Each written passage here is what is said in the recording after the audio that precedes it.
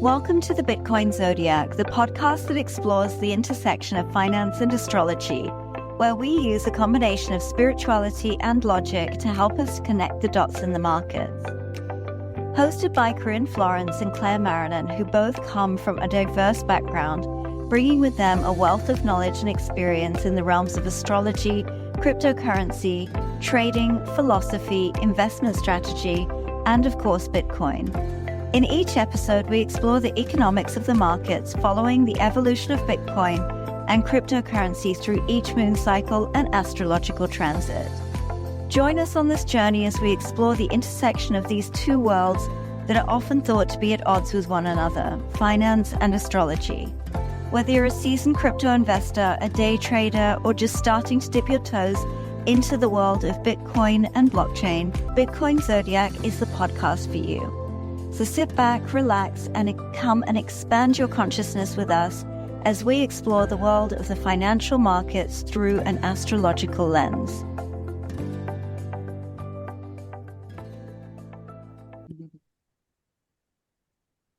Good evening. All right. Good morning. Good evening. How are we, guys? As you Doing can well. We have fabulous Andrew joining us for our new moon solar eclipse episode.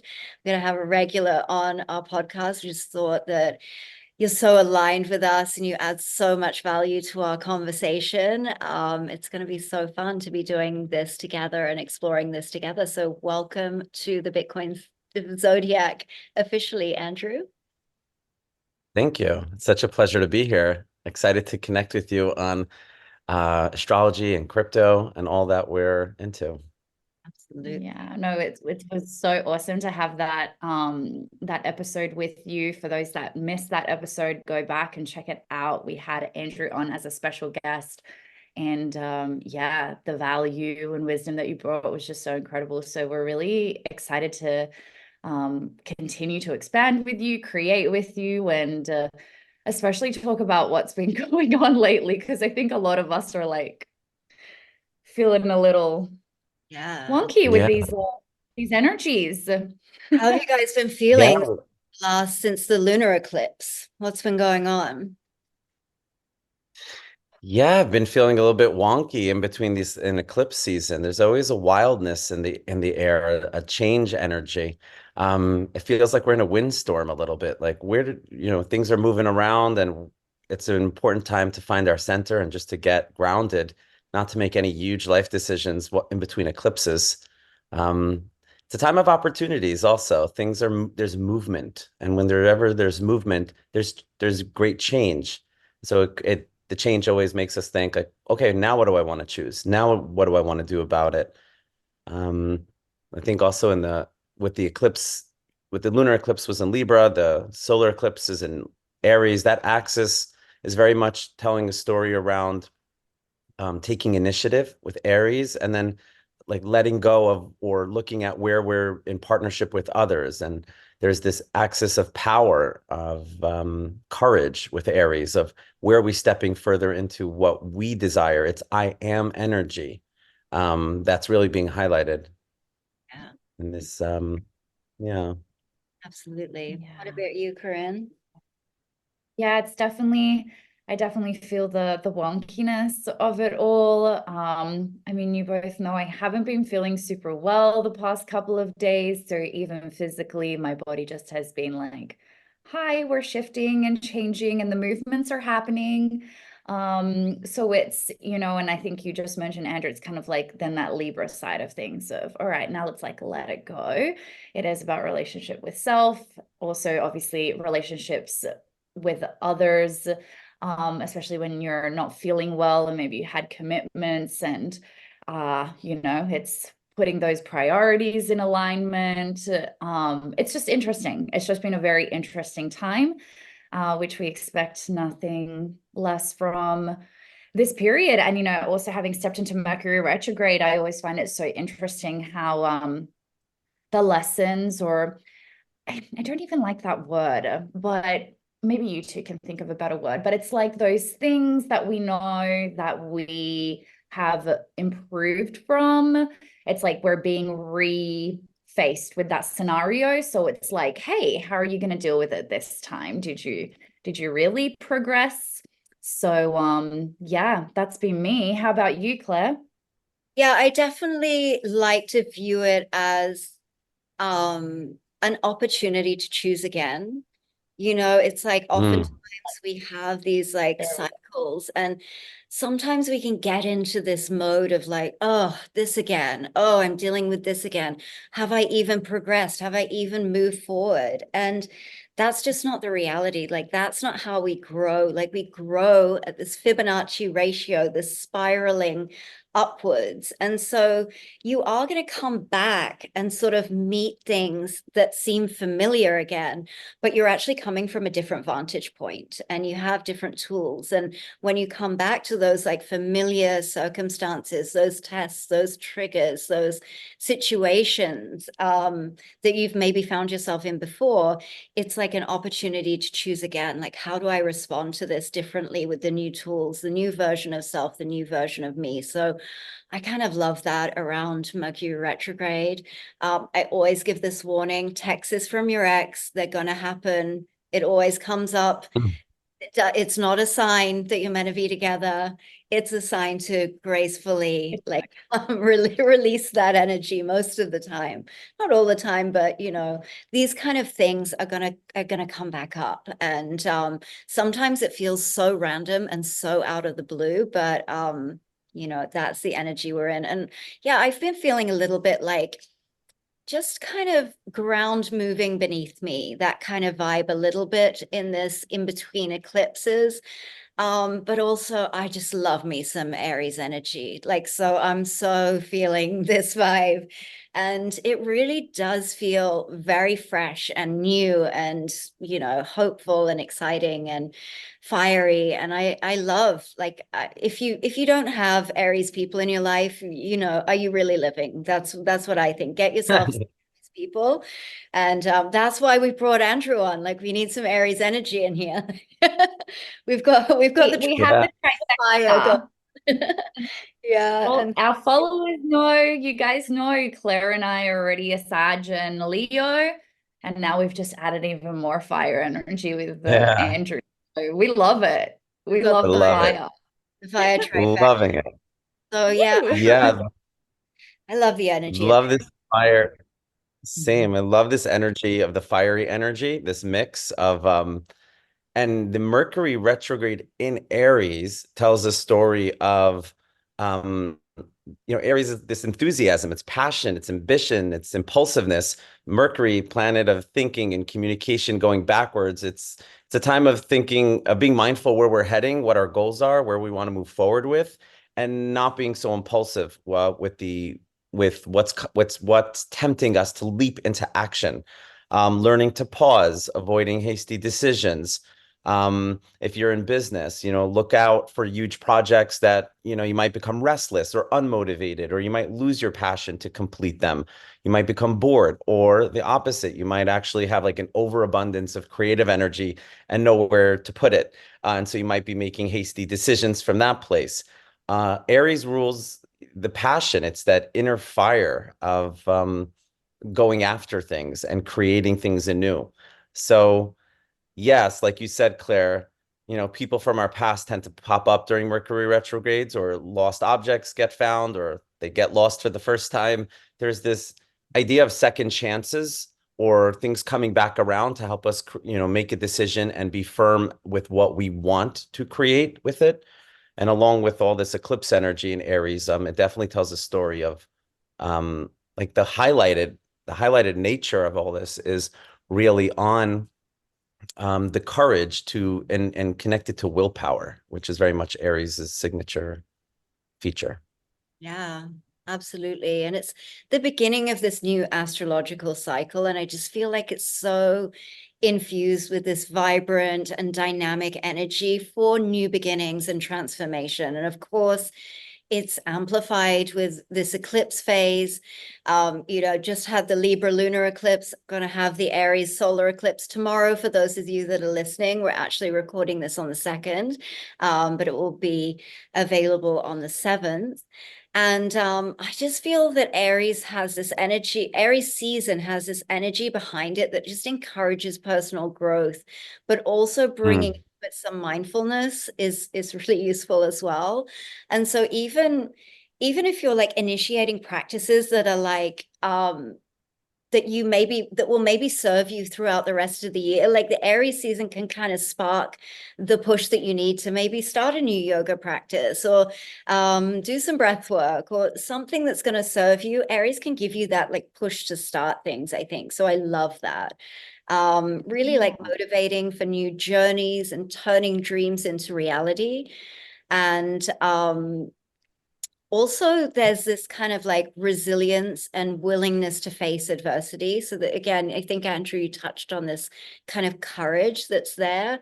And, the importance of embracing these challenges, like turning challenges and seeing them more as opportunities to sort of push through and evolve through something. So yeah, encourage making changes to live a life aligned with our deepest aspirations. That's what I've got written down for this energy. So loving that. I really feel like, how Aries, and especially with this new moon coming, that is the mark of the new astrological year. I think of like the new calendar year, right? When you're there at the end of December, start of January, and everybody is going and making their New Year's resolutions, and there's that buzz, that excitement. You're like, yes, this is it. This is how I'm going to go and start this new year. And that's what I really feel like during this energy. Maybe, the Gregorian calendar is not the one that we're actually meant to be following. And instead, with the planets, and I do know that some cultures still to this day actually are aligned with the lunar calendar, and they follow exclusively that. And when I connect the two things, I'm like, yeah, it really is that energy that's preparing us for literally this brand new year. So if you guys have been following the Gregorian calendar and maybe the first 3 months weren't exactly what you expected them to be, I think this is a perfect start for a brand new year for you. Yeah. So I've been really diving into this week. About 6 months ago, I think you guys will remember if you've been following us, that I just kept seeing this quote from Buckminster Fuller over and over and over again. And I was like, okay, I get it, universe. Like, what are you trying to tell me? I see this everywhere. And that quote was, you never change things by fighting the existing reality. To change something, build a new model that makes the existing model obsolete. And I love this. It totally aligns with how I feel about Bitcoin, how I see Bitcoin and the evolution of Bitcoin. And Buckminster Fuller was an American architect, a systems theorist, a writer, designer, inventor, philosopher, and futurist. I think he would have been a friend of the Bitcoin Zodiac had he been alive at this time, for sure. And I watched recently this interview that he did in 1967.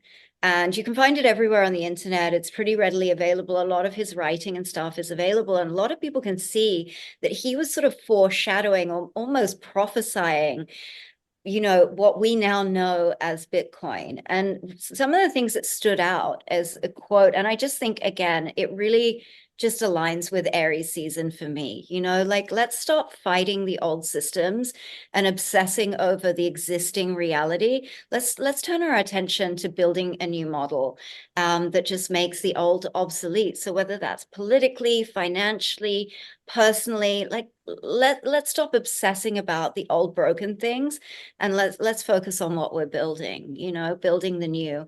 And so the couple of the points that came out of this interview that he said, one of the very big new realizations by 2018, so bearing in mind this was in 1967, which will be a realistic scientific accounting system of what wealth is. And so I found that interesting because 2018 was when the Bitcoin Standard book was released. And for me, that was like quite an aha moment of really understanding the workings of Bitcoin. And so I just thought that was an interesting date. And what he went on to say was that we now know that wealth isn't the gold of the old powers. Wealth is energy, and we have an Einsteinian world in which scientists have found that when energy left any local system, it only did so by joining another system. It did not go out of the universe. They found that energy never got lost. Energy can neither be created nor lost. And so he says we got a new clue to wealth. Wealth is not something that's going to deteriorate and get lost, which is a great way of thinking of all economics. Now, to me, that just screams Bitcoin all over it. Obviously, we're coming from a different perspective, a different vantage point. But when I think about Bitcoin, I simply see this transfer of energy from one system into another system. And when we look at the adoption curve of Bitcoin, that's really what we're witnessing. And so I just thought it was so cool that, like, someone was talking about this in 1967. It's like talking like we do. What do you guys feel about that? Wow, I love that. Buckminster Fuller, a big fan of his work. Um, I love that how he said how the energy is always going towards something else, and that's a very big teaching in consciousness around money, where money is not ever like really create like when someone's creating money, it's not necessarily creating out of zero. You're always tapping into a flow that's already there. So money is flowing, and when you're creating money with a business idea or something, you're tapping into an existing flow of energy.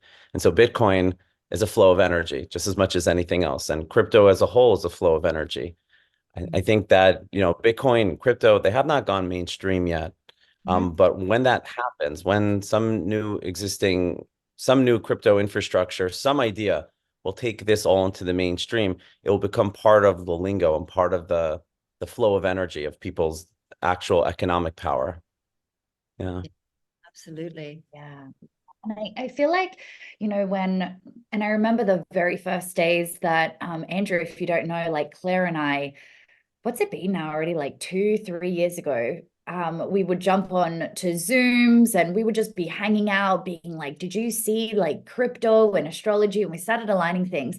And I remember some of our very first conversations, we were really talking about these sorts of things. We were like, Bitcoin really is sure price action, all those things, but we just see this flow. We see this growth of sure adoption, but like we've always said, I think these were the words, like how Bitcoin is a representation of the human consciousness, of the human energy, and flowing and expanding as we expand and transform into the new. So, when you just zoom out even a bit on a Bitcoin chart, I really feel like that's exactly what we see. So, to think Yeah. that they were already talking about this sort of stuff back when, I mean, blockchain technology hadn't even been created back then.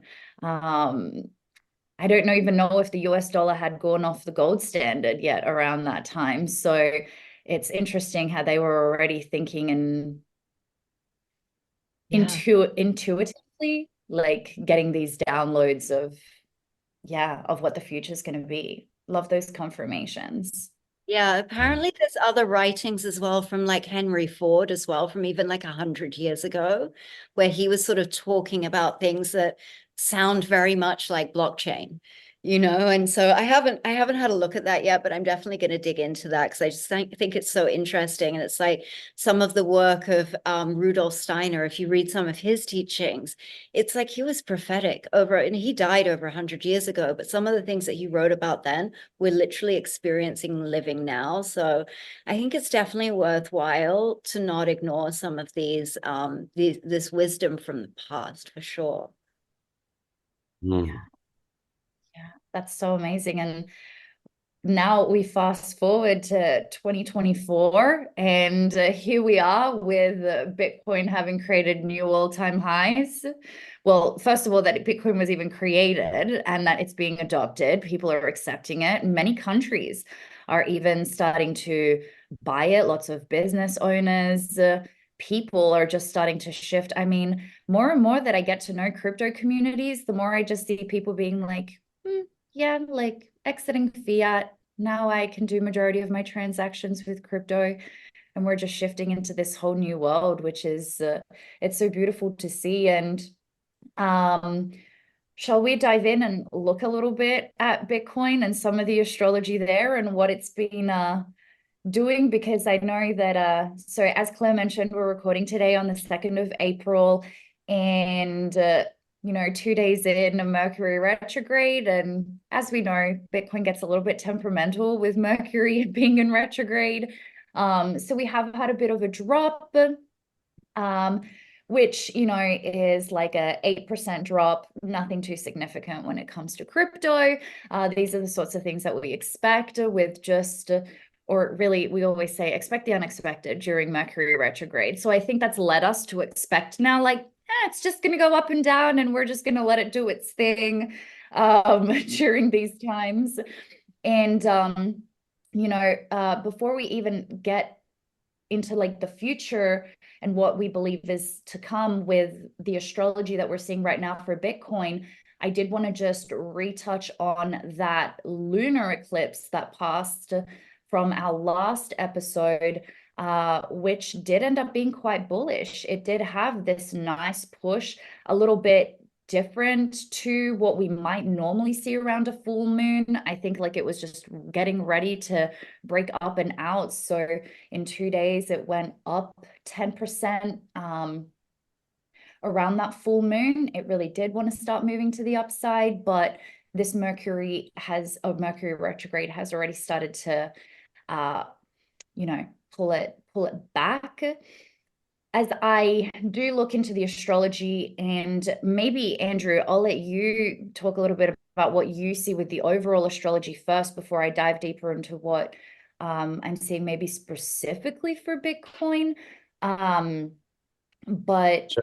I think that the overall we can already say and probably all agree on is just and I think we touched on this last episode, Claire, just a whole lot of ugly ups and downs during this time. There isn't a clear direction. There isn't a clear trend that Bitcoin wants to take. It's just, we just got to let it do its thing during this time before it big moves up, big moves. moves down. Yeah. Yeah. Yeah, With the astrology that we find ourselves in now with eclipses, something always ends and something else begins. The solar eclipse that's happening on April 8th, this is a solar eclipse is a new moon on steroids, and a new moon is a great time to begin initiatives, to set intentions. So during an eclipse period, things are rickety. It's the light is literally blocked out for a few minutes, and then it comes back. It's a reset point. Usually the days leading up to a new moon, it's the end of the old phase, right? So it's called a basalmic phase in astrology. And the days leading up to a new moon, it feels almost like you're walking over a rickety bridge where there's like a lot of energy, and then the new moon happens, and then things begin afresh, anew. So leading up to a solar eclipse, it's even more pronounced. The solar eclipse in Aries is also conjunct Chiron, which is very much around like wounded healer energy. It tells a story of where are we stepping out into the world. Aries is very much yang energy. It's the we would say it's the masculine within creation, not that it's a gender thing, but that it's moving out, it's expressing its external energy. And the role of this masculine energy is to disrupt the balance. So it's always going somewhere. The impulse of the masculine is always to move out. It wants to move into something, some experience. It's initiating. And so the learning here is like, what are the effects of my energy? And wherever a person has Aries in their chart is usually where, is where you're going to experience this shakeup within self. within Bitcoin's own chart, Aries is in the ninth house of, rather in the 10th house of public, of how it's seen in the public role. So there is some correlation of Bitcoin's public reputation, how it's seen in the world, its face to the world is being highlighted through this time. But it's like you said, Corinne, it's not a clear line towards something. There's a wildness in the air. There's a lot of movement. It's hard to pin down exactly what's going to happen. But certainly, and then there's beyond this April 8th solar eclipse, later in the month, around on or near the day of the Bitcoin halving itself, is a huge astrological event. It's this Jupiter-Uranus conjunction in Taurus, which Jupiter is expansion, abundance, prosperity. It expands anything it touches. And Uranus is technology, crypto, electrical systems, and Taurus rules money. And it's a new 14-year cycle that starts on April 20th. And that it correlates with the Bitcoin halving cycle is it's an indication. It's like a double confirmation of, oh wow, something's really about to happen here. Astrologically, without regards to crypto, something is about to happen. There's a new system coming forth. The last time it happened in Taurus was 1941. So it's been a while. And I think that with this shakeup of energy with Uranus is always unpredictable. We don't know which way it's going to go. So it might feel a little bit jagged at times. Things might go crash, might go way up, might go down. Nothing really stays the same with that type of energy signature. So there's definitely a lot of movement coming.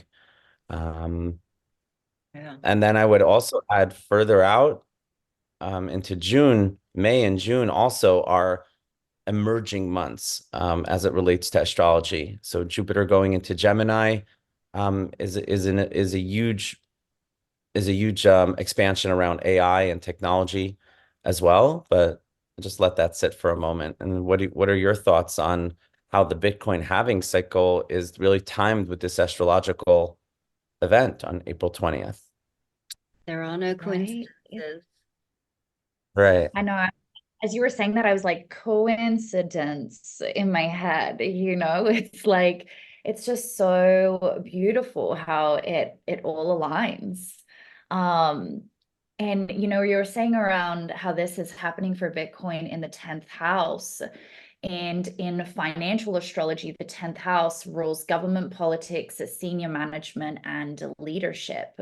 So whether, these are times where there's announcements that are made or something big, I kind of, and we talked about this last episode too, like I really feel like something's brewing and that something big is about to happen around this 8th of April. Doesn't mean that it has to happen to the date, but around this time, I just feel like something big is happening. Last episode, we also showed a video about how in Texas, they're like preparing and they've been telling people about making sure that you have enough food stocked for, I don't even recall if it was a couple of days or like a couple of weeks.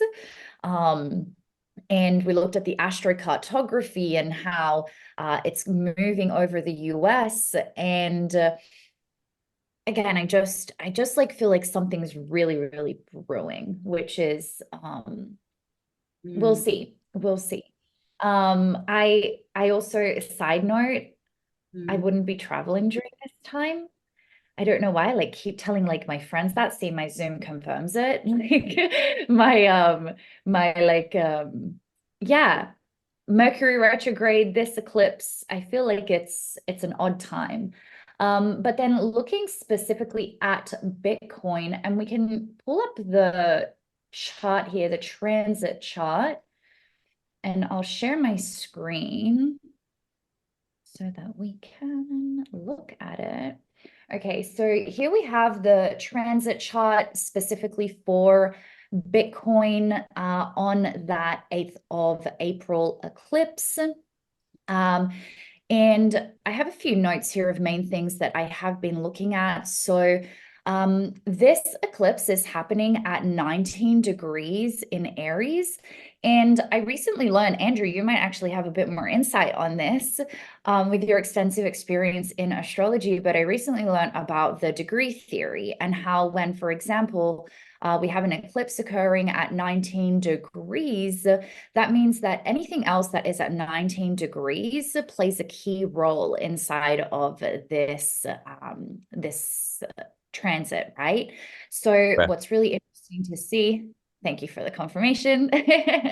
So what's really interesting to see is that not only do we have the eclipse there, we also have Jupiter, which is occurring at 19 degrees of Taurus. Like Andrew said, everything that Jupiter touches, it expands, and Taurus is the sign of the economy. It rules money. And also we have the natal Jupiter of, the natal Uranus of Bitcoin, which is at 19 degrees. So I think that Andrew already summarized perfectly Uranus, Jupiter, Taurus, and the energies around that. And then we look at this eclipse enhancing all of those specifically for Bitcoin. I'm not going to say that, yes, we're super 100% bullish or anything like this. Remember, we by no means use astrology to predict future or anything like that. But I do feel like it is a positive thing.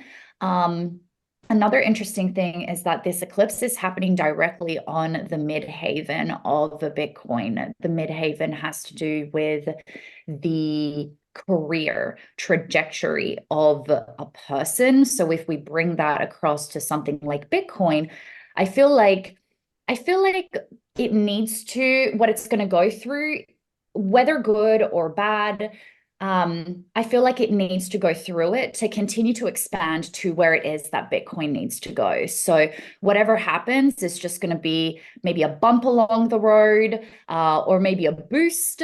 But either way, I feel like it's very positive astrology for Bitcoin. What else did I have here? I also had that the Jupiter is currently trine Uranus, the natal Uranus of Bitcoin. So as we can see here, Jupiter, again, those two 19-degree planets, trine is a positive aspect. So this is a really another positive thing, as well as Uranus there continuing to also be sextile the natal Uranus. And this is, remember, when these are outer planets, they take more time to transition and go through this. So this is just showing us and reconfirming for us. It's just such a positive and beautiful time for Bitcoin overall. We do, of course, have Mercury retrograde, like Andrew said, 10th house for Bitcoin. So let's see what surprises that wants to bring us. And when I did zoom out and look at days around this and a little bit further on, also into May, I feel like this is just very hype energy. Like, I feel like even when you look at people these days and social media and the energy around crypto right now in general, I don't want to say we're at euphoria stage, but I feel like it's, and maybe I said this already, I feel like we're coming to the end of, or it's like that 2021 energy. It's like everybody's excited. Everybody is like, yes, crypto to the moon, Bitcoin halving is coming up. And so there is a lot of this hype energy, but I don't see it ending anytime in the near future. So it's a time of momentum. Bitcoin's happy. I feel like Bitcoin's just living its best life, and it's just expanding, which is great for us, even though I know Claire's like, but pull back, which I think a lot of us are in general. Well, like, wait, don't move just yet.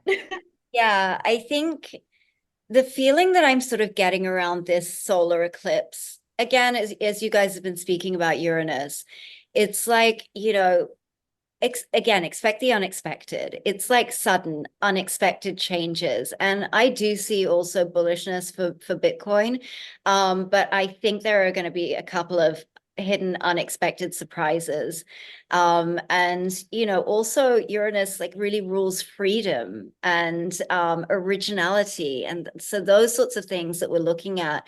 And I think there are going to be a couple of things. What I kind of see is there's a sort of almost slightly destructive energy also around this solar eclipse.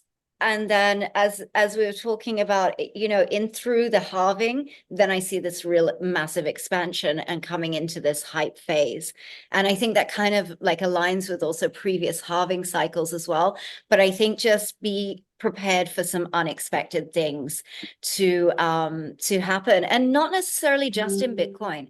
I also think we need to, when we're looking at Taurus as well, like yes, definitely money, but we're also looking at things like values. Like Taurus is really about values as well, and anything really to do with the earth. So food supply, agriculture, those kind of things. Gold as well. Gold has been having a beautiful, expansive time as well. And whenever I think of Taurus, I always think of gold. They are really sort of synonymous to me. And so I think it's definitely worth keeping an eye on the traditional markets as well. And I think we could get some unexpected shifts and changes and unexpected revelations this solar eclipse. And really as well, this Aries solar eclipse is visible across North America. So it's offering this like amazing cosmic spectacle that it's not visible in totality everywhere, but it definitely shares its energetic impact worldwide. And the event, when it aligns with this new moon, it creates this unique opportunity for growth and reflection under the influence of the sun, moon, and lunar nodes, of course. And so observers in the path of totality will experience the maximum effect of this eclipse. And so, which of course, as Andrew mentioned as well, does cast the earth into temporary darkness and prompts this like profound connection with the energies of the universe, you know? So beyond, like, this is one of the things that I sort of like to lean in on, like with eclipses, like, yes, it's rocky, yes, it's bumpy, but there's also this like element of like majesty and grandeur and like, wow, I'm part of something like so much greater and bigger than myself.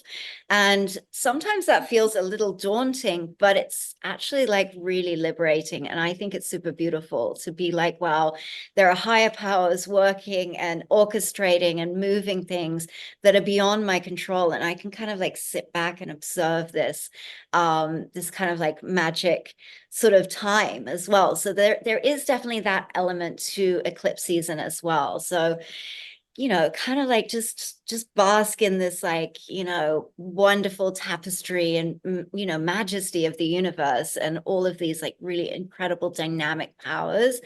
So it kind of also reminds us that like time's flow is not as linear as we humans like want it to be or like to believe it is, you know. And one of the things with eclipse season as well, which I definitely think leaning into Bitcoin is quite interesting, because these like transformations during eclipse season can happen instantaneously.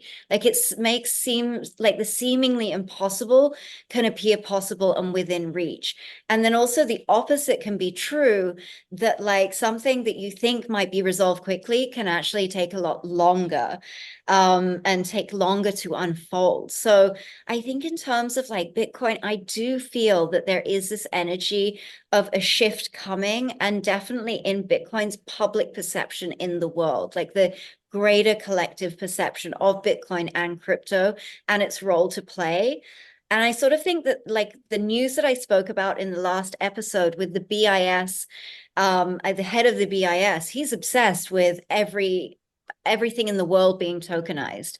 Now, obviously, he wants everything to be tokenized on his ledger and, you know, one global currency that, of course, he controls, or him, you know, as a group they control. But everything, if you blocked out the ledger that he's choosing, he sounds like a crypto person. You know, the way he's talking, it's all saying the same thing, but it's like, do we believe in this open source freedom movement, or are we looking at this, you know, even more centralized like aspect of what crypto stands for and what this technology can do for us? So I think there is going to be that shift. And I think it's interesting how eclipses almost play with this concept of time, that things can, you know, transformations and perceptions can flick out really quickly, that you may think, oh, well, that'll take decades to play out. Well, during eclipse season, anything is possible, and those perceptions can move really fast. So I think that that's definitely something to sort of be aware of, because that can be destabilizing for us too. Like, we like to know what's up, how long things are going to take to play out, and you know, and that kind of thing. But you know, I could see that happening as well. And I also think that eclipses really bring to the fore, you know, eclipses are about alignment. They're the precise alignment of the sun, the moon, and the earth. And so this almost mirrors the need for alignment in our own lives. So they can serve as sort of like recalibration and this phasing out of misalignments to make space for things that truly resonate with our higher selves and our greatest aspirations. So you know, I think really embrace this eclipse's ability to clear out the non-essential and, you know, make way for the unforeseen blessings and be open to limitless possibilities, really, whether it's in Bitcoin, whether it's in your personal life.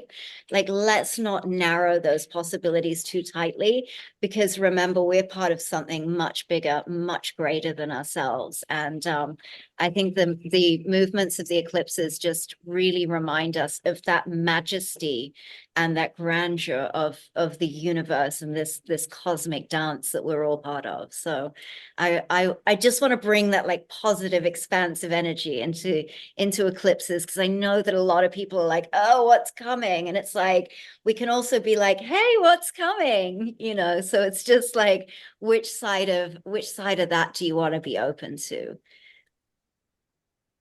All about attitude. That's right. Yeah, no, you're so right. I do feel like when you go on Instagram and you look at all the eclipse and Mercury retrograde memes, they are all like, panic, oh my God, hide under my bed and not do anything. But it's quite the opposite when we get to say, yay, what's about to happen? And we just get to flow through it. Yeah. Yeah. Really well said. The job of an eclipse is to shine a light, a ray of truth on the part of your life that is being touched. And usually the truth will arrive in a startling way. So eclipses, in a sense, are brilliant illuminators. They reveal a truth or a condition that you didn't really know existed. And once you're given the information, it acts as a catalyst to make a major decision or an action we're going to take. Because the eclipse is conjunct Chiron around healing, I think on an individual level, for wherever there is something around healing, around where we are taking courage and where we are showing up with what we actually want to achieve. Where are we being more true to ourselves? There's something here about willpower and the solar plexus chakra, about stepping into something new and letting go of old stories of others or dependencies. We're moving away from that Libra South Node and the North Node again in Aries. So there's this abundance of Aries energy of where are we stepping into our truth? Where do we actually have to take a leap into the unknown? Where is our life, you know, giving us a siren call of here, take courage here. You know, it often is going to be in the area where we are most uncomfortable, or where there's maybe some fear or pain or something that we may not want to look at. Once an eclipse comes by, the results tend to be final. Like there's almost a dramatic move. And in this fiery sign, it's really calling us to get in touch with leadership energy, leading ourselves out of whatever matrix or uncomfortable or messy situations that we have found ourselves in. I think in the collective also, there's going to be a big theme around people and their independence in relationships, because Libra is the polarity of the axis. We're moving away from that. Where can people use their voice and step into their own power within their own relationships, whether that's within business or within love relationships? It's a huge opportunity for the lunar eclipse that we had 2 weeks ago is speaking more of emotional of a final ending, and now we're making way for this new moon solar eclipse, which is so powerful for initiation. And so if you are ritualistic, light a candle, write down your intentions, think about where you can step into greater courage for yourself and where you can show up from a place of like okay, so from a shadow perspective, Aries is about winning, and it's about, competition. And that's why people who are born in Aries, they tend to be very competitive. But Great at manifesting. Manifesting, but from a place of individuated, what am I here for? What am I standing for? How am I defining myself in this situation? Where have I gotten lost in the story? Now, where do I want to be? Where's my new plateau? That's the Aries question. Where are we going for it? As the soul evolves, it becomes a lot about self-awareness. Aries is always about cultivating courage and confidence, certainty and leadership. Whatever expression it's coming through. If it's a shadow expression, someone's trying to maybe control another person, or they're being very abrasive. At a higher level of expression, it's about really becoming a leader as a service, and trusting their instincts and knowing when to. Aries is so much about action that the higher expression of Aries is also about inaction. It's about knowing when not to do something from a higher expression, because that itself is in action, right? Like the process of life unfolding means to not act, to not make a choice, to not be decisive about something, but to sit with it for a while, which is the Libra polarity. Libra is always like, hey, maybe we shouldn't do that right now, and Aries is like, oh, okay, I had the strong feeling, the strong desire. That in this solar eclipse energy, it's really about getting in touch with where could we step greater into our truth? Where do we need to take that leap? And so for Bitcoin's natal Chiron is Aquarius. So I always find that's like quite an interesting sort of one. And what would you say for someone who had an Aries placement in their moon in Aries, asking for a friend? So if the moon is Bitcoin the friend? Is Bitcoin the friend? Bitcoin and Bitcoin's me. moon is and you. So moon in Aries in general, just from a natal perspective, there's like an internal feistiness. There's an emotional fieriness of excitement. In humans, there's usually a fiery connection with the mother or motherhood, or it could be sometimes combativeness, or other times it could be warmth, but there's like an inner flame connected with mother and with nurturing. With Bitcoin, which is not a human, but it is still energy, right? It's a stream of consciousness. Bitcoin's moon in Aries is at 4 degrees. This is all happening at 15 degrees. We wouldn't say it's conjunct, but we would say it's in the same arena, so we can interpret it. The emotion of Bitcoin, like the feeling of why people are in it, would be activated. So we could look at, well, Bitcoin's moon in Aries is in the 9th house. It's around the 9th house rules, our understanding, our belief systems. So people's belief systems may be validated or may be catalyzed. Oh, you see, this is why we need it, or this is why it's so important in the world. And I told you, and this confirms my feelings around why Bitcoin is needed, because X, Y, and Z is happening in the world, and so forth. So it can bring up a lot of emotion and a lot of feeling and confirmation around why it exists, or why it's necessary, or why it intrinsically is is um is there. That very So much sort of actually like as you're saying that really aligns with sort of what I was sort of feeling before, in the sense of that I think that there is a shift in perception coming for Bitcoin in the public arena, in the collective consciousness, away from, previously it was like, oh, it's gambling, or, it's just used to buy drugs on the dark web or whatever. And then it came into this space of like people like, oh, hang on a second, I could really make some money here. And I sort of feel that there is this shift coming of like, oh no, hang on a second, this actually might be really useful, like something that where we remove the trust from a trust-based system and move into a verifiable system. I really think there's a sort of narrative shift around that, where we start seeing some of the fundamentals, the true nature of Bitcoin, the true fundamentals of Bitcoin, and people being like, oh, hang on a second, this is different, and this maybe is why we need something like this. I could definitely see that shift is happening. I've been waiting for it to happen for ages, but I've got an We're Aries, so early. super impatient also, but yeah. You're talking to 3 fire signs. Yeah. We've all had to work on patience. yeah. Yeah, I think I'm gonna slide in there as well and just say that I really do feel like people are starting to, it's not even like awaken to it. They're like starting to feel like, wow, really, like this may be truly the direction that we're headed towards. And what I also love about eclipse season is that so much comes to light that's being hidden in the dark, or this is like where like things are like really like put in your face. And Facebook news that I woke up to this morning is that Facebook is selling all of the private messages, not your public, what is it called, timeline posts and everything, but your private messages. That doesn't just mean Facebook, because it's Meta. So I believe that also includes Instagram.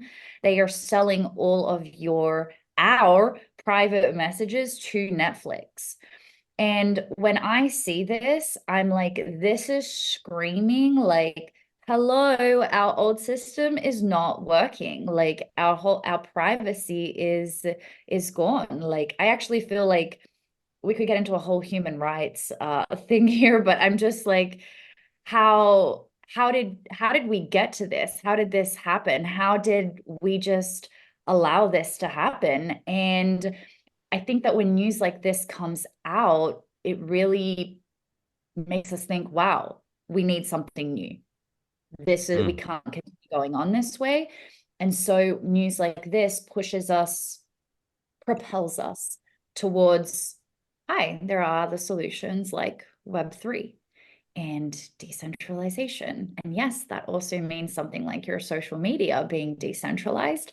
But I really think that it all starts with Bitcoin. So news like this just continues to increase our belief levels on where we're headed. And it starts with Bitcoin. Yeah, I think that's so disturbing that Meta is selling Netflix. These huge corporations are just playing football with our data. At its core, data sovereignty is about maintaining control and ownership over our own digital footprint. We don't. We're at the behest of big tech. We use their systems. What else are we going to use? There is no alternative. But like you said, Corinne, it's this giant sign that's saying like this doesn't work. This is exploiting us. We are the product. And so Web3 and this idea of it is that, how can we build a global system that's decentralized, that nobody can own or turn off or control, which can host all our digital data? Like you were saying before, that other fellow, I forgot from where he in the tokenization of everything, but it should be on his ledger, right? But what if the tokenization was of everything, but it was decentralized? And we would be able to leverage it, and we would be able to select who has access to it. And it would be empowering the individual, which is the Aquarian perspective, which is the next 20 years, Pluto and Aquarius, which is how do we, and I think at the essence of data sovereignty is that people don't feel comfortable about how their data is being used, but they feel hopeless about doing anything about it.